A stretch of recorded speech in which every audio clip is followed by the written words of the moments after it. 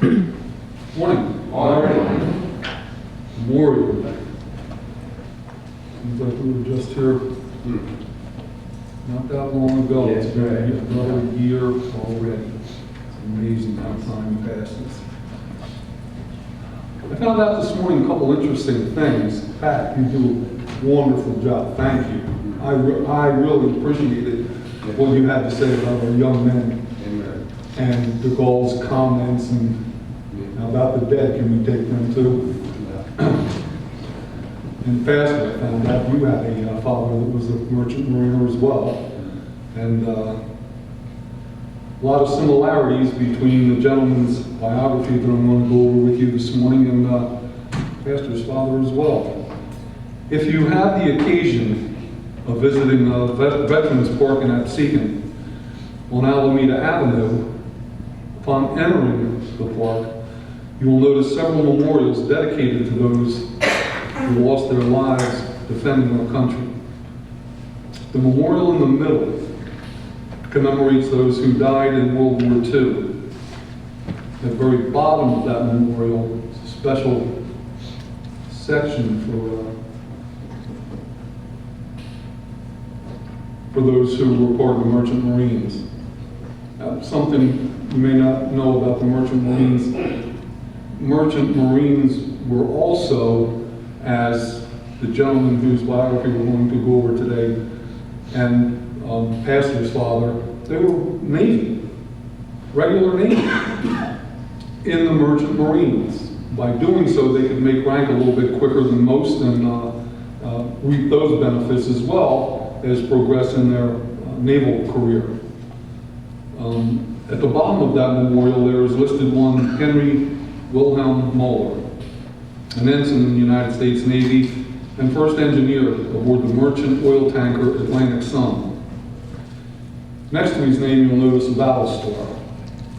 Battle star is a designation of the fact that the ship he served aboard was sunk by the enemy, in this case Germany. Of the 9 men that survived the torpedo attack, only one survived, and at the end of the war returned to the United States. And it is his testimony that provides us with the facts of what happened that day, February 15, 1943, to the Atlantic Sun and the crew on board. Seaman Golovich is a survivor, and we quote him extensively, the only survivor of that attack. He recalls at midnight on February 14th, I went on watch. I was on duty until 4 o'clock in the morning of the 15th. That was a Monday. The watch was uneventful, and I went below to get some sleep. Beneath the waves, U-boat 607 lurked, waiting for a target. Her commanding officer recorded in their log, 3:15 p.m., 2 torpedoes launched from tubes 2 and 3, 2 hits on the tanker, amidship, and the bow. Tanker breaks apart in the middle of the ship. Golovich continues, about 10 a.m. that morning, February 15, 1943, I was awakened suddenly. I remember having felt a jarring sensation as if an extra large wave had hit the ship. When I arrived on deck, I saw a sight I'll never forget. The vessel was cut in half. The forward end was inclined about 60 degrees to the surface of the water. There was a large semicircular gash torn in the extreme end of the bow, and the amidships housing was already almost entirely submerged. This deprived those who were inside all chances of escape. The after half of the vessel remained on an even keel. Those of us who remained on board in the after part of the vessel began speculating about what had caused the damage. The nature of the gash torn in the bow gave the impression that we had struck a mine, or perhaps we were rammed by a submarine. Some said we were torpedoed, but no one who remained on board the after half was definitely certain as to the cause of the damage.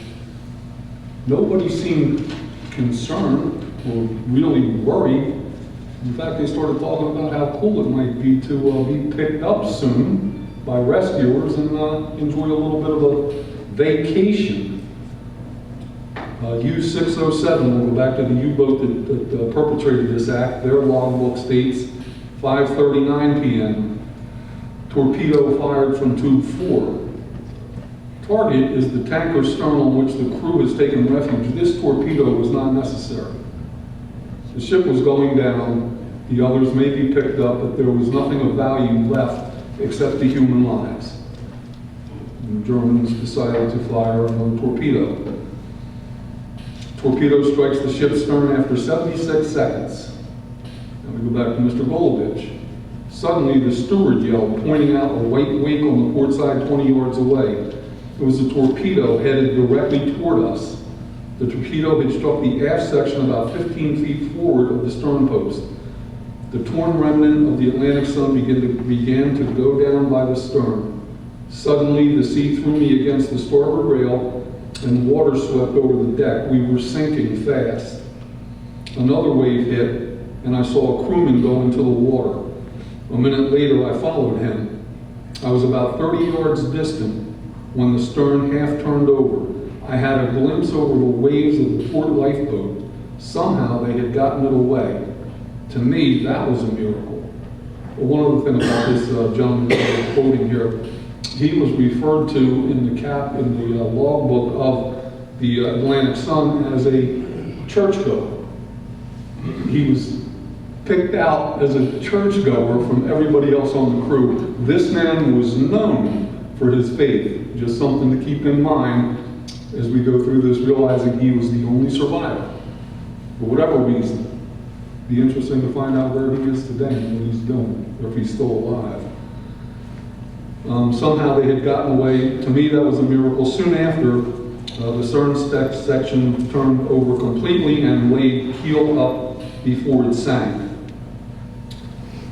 This man is in the water completely. The water was cold, 32 degrees cold, and the air temperature was 25 degrees cold. A water temperature of near freezing is said to cause death within 15 minutes. These gentlemen's lives could be measured in minutes, probably not hours. Golovich said when he reached the lifeboat, he found 8 men were aboard, but they had no oars, and the boat was waterlogged. He noted that when the ship's stern overturned, it swamped the lifeboat. He also identified the 8 men who were sitting in cold water waist high as the boat was being launched. It capsized. When they flipped it back over, they were sitting in waist deep, 32 degree water with 28 degree air temperature. The 8 men who were sitting in cold water waist high, first engineer Henry Moeller was one of those 8. Suddenly, U-boat 607 surfaced only 25 yards away. Out of the conning tower popped a Nazi officer and 5 of the crew. We found ourselves looking into the muzzle of the machine gun the officer was pointing at us. Speaking good English, the Nazi officer asked the name of our vessel and its destination. Somebody gave him the information he wanted. Others were chiming in, asking for oars and help making the lifeboat seaworthy. But the submarine left and began cruising around the spot where the Atlantic Sun had gone down. After a few minutes, it returned and approached within 20 yards of our lifeboat. Again, the men began pleading for oars and help. Lifeboats are typically furnished with oars, flares, mirrors for signaling, first aid supplies, a couple of days worth of food and water. This lifeboat, again, appears to have lost her contents during launching. It is likely this lifeboat capsized during the launching exercise. U-boat 607, their log 5:54 p.m. We're getting towards evening now. 3 men from the lifeboat jumped into the sea, swam toward us, and then climbed aboard the upper deck of U-boat 607. One of them was taken to the bridge to be questioned and then taken below as a prisoner. The hatch was closed. U-boat 607 moved out at a speed 2 times half speed until the upper deck was cleared. of the 2 remaining seamen. Whether Henry Moeller, first engineer, remained aboard the lifeboat or climbed aboard U-607 with the other 2 seamen remains unknown. What we do know is Moeller was knowledgeable of German submarine protocol in the high seas and the risks that awaited them during wartime, as this was the 3rd time in 1 year that his ship had been torpedoed by a German U-boat. Henry was born in Philadelphia, Pennsylvania in 1912 to German and Swedish immigrant parents. Eventually, his parents migrated to Atlantic City.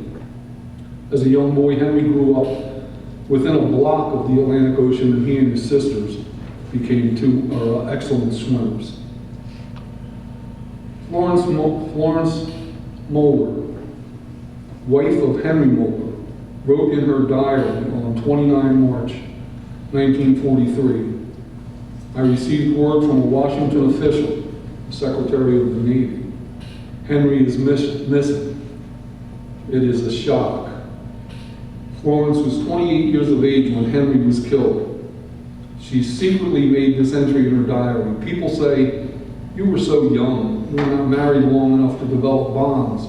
They belittled my grief, so I stopped talking about it. Eventually, though, I started talking about it again because I had to.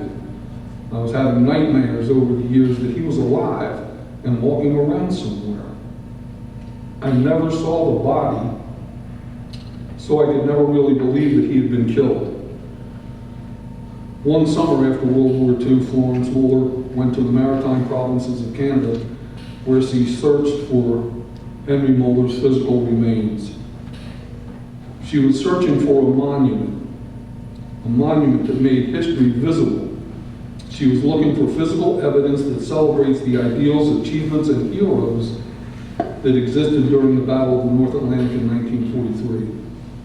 She was seeking to understand the past in a way that is meaningful to the present. Monuments help bring about resolution, that finally all has been said and done. 50 years have now elapsed and the search for closure within the family is still underway. Henry Moeller's son, Richard, recently went to maritime provinces and searched without success. Earlier, so did Henry's other son, Henry. Maybe it's time to quit the search and announce all the wonderful grandchildren, children, grandchildren, great-grandchildren, family members, and descendants are enough of a living memorial for any merchant mariner. What else could the deceased mariner ask for as long as he continues to live on in their hearts?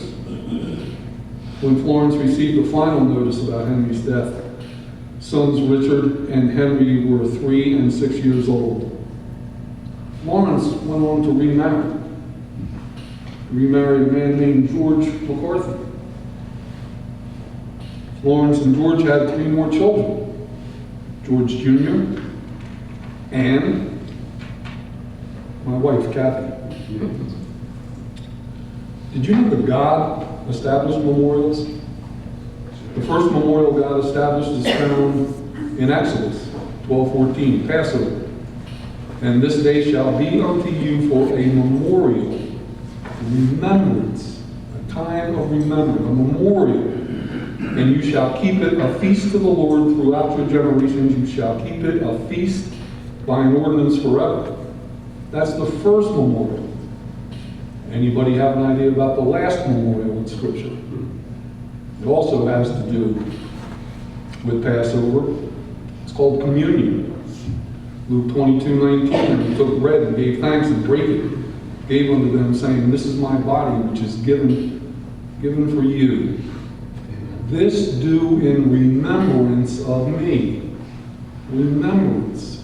Memorials. Remembrance. We all celebrate Memorial Day pretty much the same. Family get-togethers, fun, barbecues. And that's a good thing. It's a good time to, just for a moment, pay tribute to.